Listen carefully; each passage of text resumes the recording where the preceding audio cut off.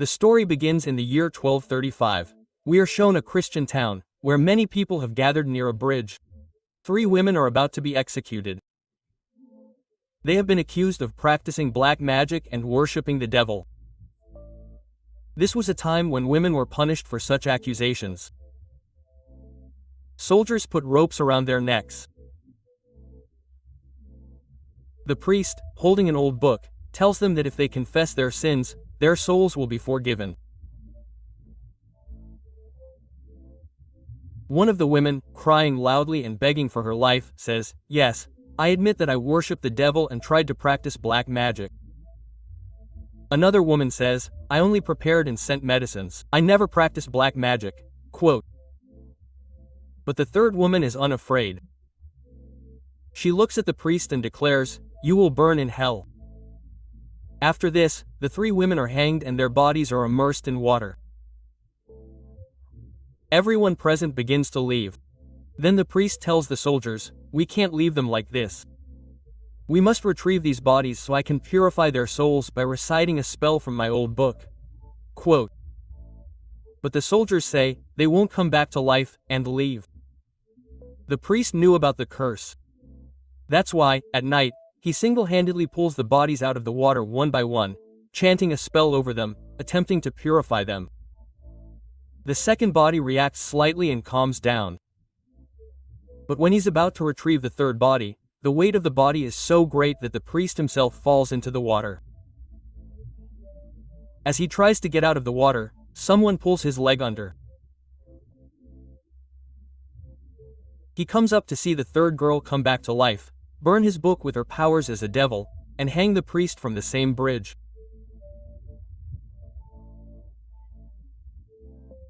The scene cuts to the year 1332, where we are shown that Christianity is spreading throughout the world, and with it, great wars are taking place. 2 Christian warriors are involved in these battles. They were very good friends. One was named Bemin and the other was Filson. Both were very powerful warriors and fought in the name of religion for many years. They fought many battles and never lost. During the Battle of Smyrna in the year 144, they attack a city and capture it. But during this time, Bemin's sword accidentally kills an innocent girl. Seeing this, his heart melts. He looks around and sees that children and women have been killed elsewhere, and he stops the fight. Bemin says, "I swore to fight for God, not to kill children and innocent people." But the Grand Master angrily replies, "You will do whatever the church wishes. You are just a mere soldier." God's voice echoes in my ears. Quote. Bemin angrily retorts, "Perhaps that's not God's voice echoing in your ears." Bemin and Felson decide to leave the church unit. The Grand Master threatens them, "You two can't leave like this. You must fulfill your oath." Quote. But no one dares to stop them. They leave the place and join the rest because they had broken the church's rules. For a month afterward, they search for a new place. Then, one day, while passing by the seashore, they come across some cattle wandering without a shepherd. Further along, they spot a house. When they enter, they find it empty. Upon searching the house, they discover the owner. A man and a woman lie in a bad state, and her husband lies dead in bed. Both had succumbed to a dangerous disease, their entire bodies damaged by the disease. Bemin and Felson burned the house to prevent the spread of the disease. On the way, Felson asks Bemin, "We've suffered so much, but what can humans do to avoid such death?" They continue on, and they see a large city. Filson says they might be captured. They shouldn't go into the city. But Bemin insists they need food and good horses to make the long journey. Forced to do so, they decide to go. Arriving in the city, Bemin and Felson witness a strange situation. The condition of the people was dire. Dead bodies lay in the streets. People were crying, screaming, and begging God for forgiveness for their sins. Some were even killing themselves. Felson asks, "What kind of madness is this?" A man standing nearby overhears him and replies, "It's an epidemic. A disease with no cure. This disease has been spreading here for the past 3 years, killing 3 out of every 4 people." Quote, the man's name was Iqbal. He asks them, "Who are you?" Bemin replies, "We are travelers and we knew nothing about this." They were Christian warriors, but no one recognized them. When they tried to buy horses, a man spotted Bemin's sword. It belonged to knights. As word spreads among the city's soldiers that they were actually knights and had fled the battle, they come to capture them.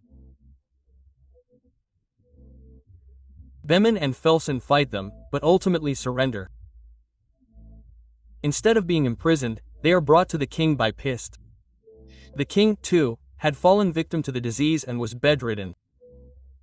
The king asks their names, shocked by their names, and says, "I know you both. Stories of your victories are famous far and wide." Quote, the king then explains that the epidemic is wiping out their people. It's actually a curse sent from hell. A witch has cast a spell on us, and now she's been caught and has confessed it herself. There's only one way to break this curse, king continues. The witch must be taken to the church in Sevres. Only the monks there can break it. Quote, but Bemin says, "What do I have to do with all this?" King says, "We can't do that. But if you help, we can take the witch to Sevres. Would you like to serve the church?" Quote, Bemin flatly refuses. Upon his refusal, King imprisons both Filson and Bemin. A young woman was also in the same cell. When they saw her, Filson asked, "Is that the witch?"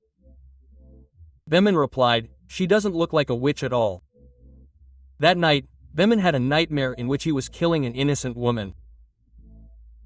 When he opens his eyes, he sees that the girl who was crying has scars on her waist, as if someone had beaten her severely.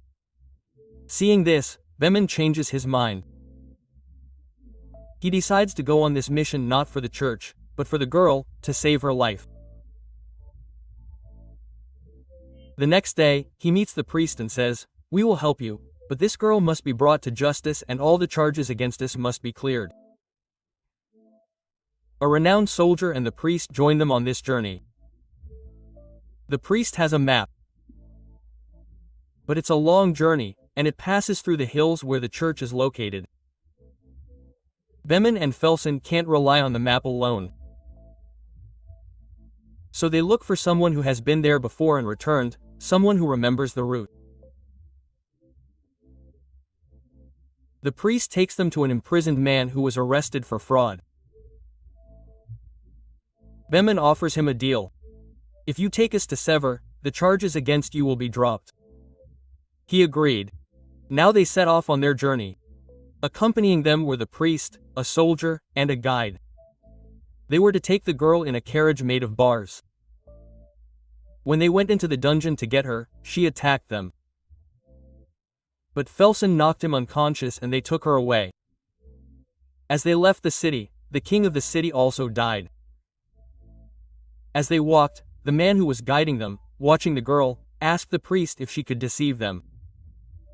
The priest explained, "Divert your attention elsewhere. She's only trying to scare you." Quote, Akat asked, "How do you know this girl is a witch and the one who cast the curse?" The priest said, "She was found in the village. She was saying things no one could understand, and as soon as she was brought to our town, an epidemic broke out 7 days later." Quote, the same situation occurred wherever she passed. Akath says, "We haven't heard of any girls coming to our village, yet there's an epidemic there." Quote, as they walk, Bemin and Felson have a conversation. Felson says someone is following them. So they decide to stop.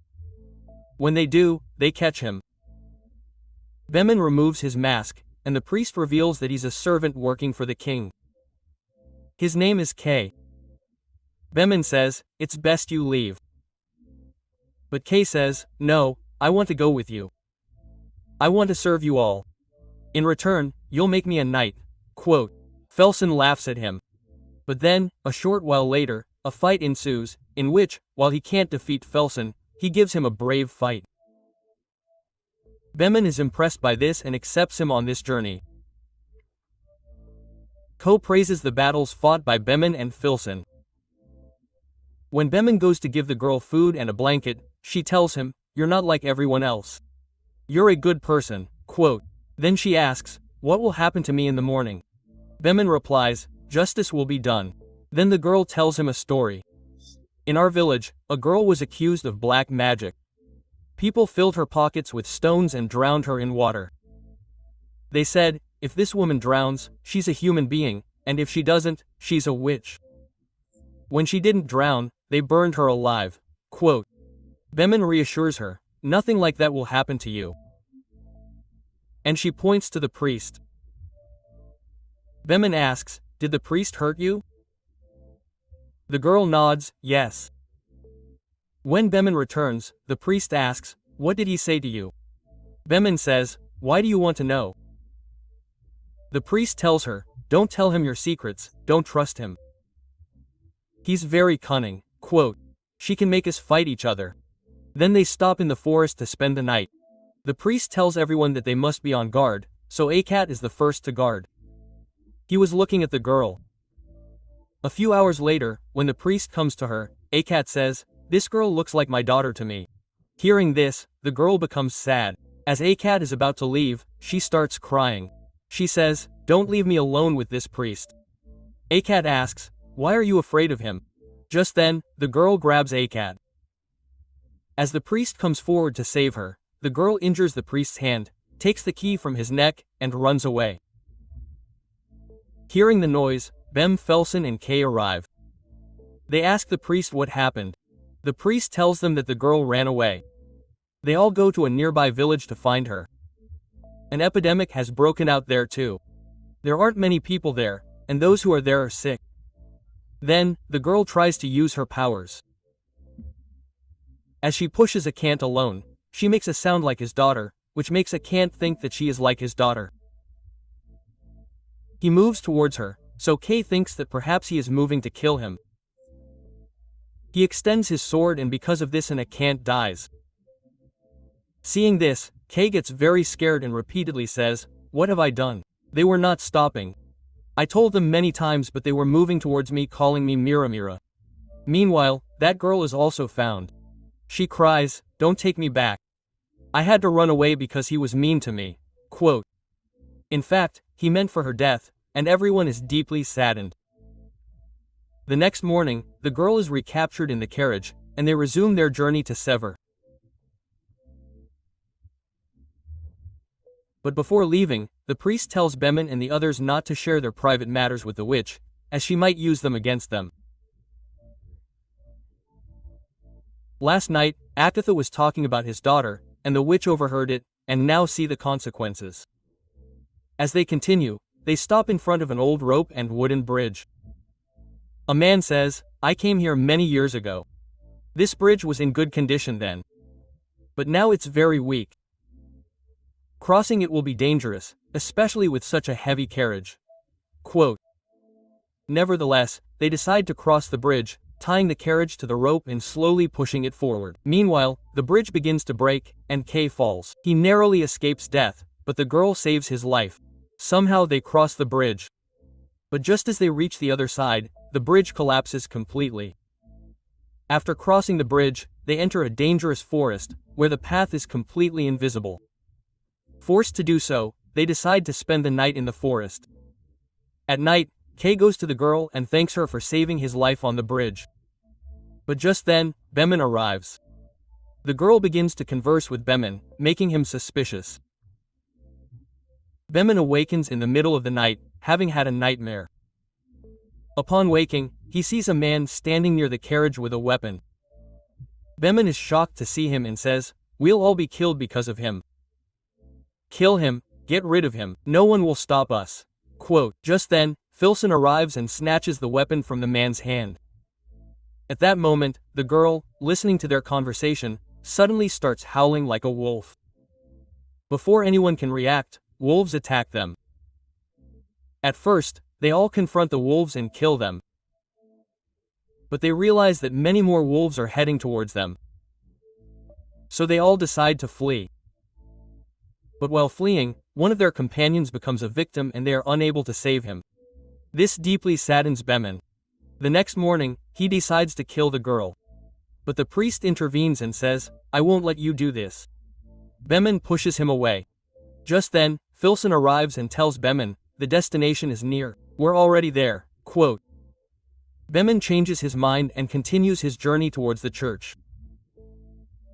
On the way, Filson says, "When all this is over, I want to go to the place where I was born." When they reach the church, they find no one there. The priest says it's time to pray. But when they go inside, all the monks have died due to the epidemic. In one of them, he's sold his life for a bit. He points to Sorman's book and dies. Now the priest picks up the prayer book, and he's the only one left among the priests. He tries to cast a spell on the girl. But then the girl's true secret is revealed. She begins to reveal everyone's past. The dishonest man realizes that he's trying to save an innocent girl's life to hide his own sins and avoid going to hell. The girl says, "In the name of religion, more people died in the wars than in the plague." Only then does the priest realize that this girl isn't a witch, but rather that a demon has taken over her body. The priest begins to perform an exorcism ritual on her. But the demon slowly begins to manifest in its true form. It burns all the bars, flies away, and goes inside the church. Here, everyone realizes that this demon actually wanted us to bring it to Sever. That's why it killed Akath and Marg, because they were in its way. When they arrive at the church, they find that all the monks there are dead. They had been making copies of the book for years because it was the only book that could destroy the demon. Now, the priest had the book, the last book in the world. It was the only book that could destroy the demon. Bemin tells the priest, "You must fight this battle alone." Filson asks, "Are we fighting the demon or saving this girl?" Bemin replies, "Both of us." When they enter the church, the demon appears before them. Bemin tells the priest to begin his exorcism.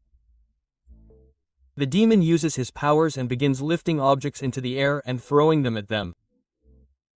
After a while, all the monks who were lying there dead disappear, and demonic forces take over their bodies. Now, they, enslaved by the demon, attack the priest. The priest is reading the book, but the demon kills him. The book falls to the ground. Then Filson arrives and begins fighting the demon, but Damon manages to stop him. He burns it. Kia takes the book and begins reading further. Just as the demon is about to attack her, the dishonest one arrives and stops him. He pins both of his wings to the wall. The demon uses his powers and tries to kill the dishonest one, but he refuses to give up. When the spell is complete, the demon is sent back to hell, and the innocent girl returns to her true form. Only Kia and the girl survive the battle. Everyone else is killed. They bury them all there. The girl then thanks Bemin and his companions for saving her life and bringing her out of darkness. She leaves with hope, along with Kia, and the story ends there.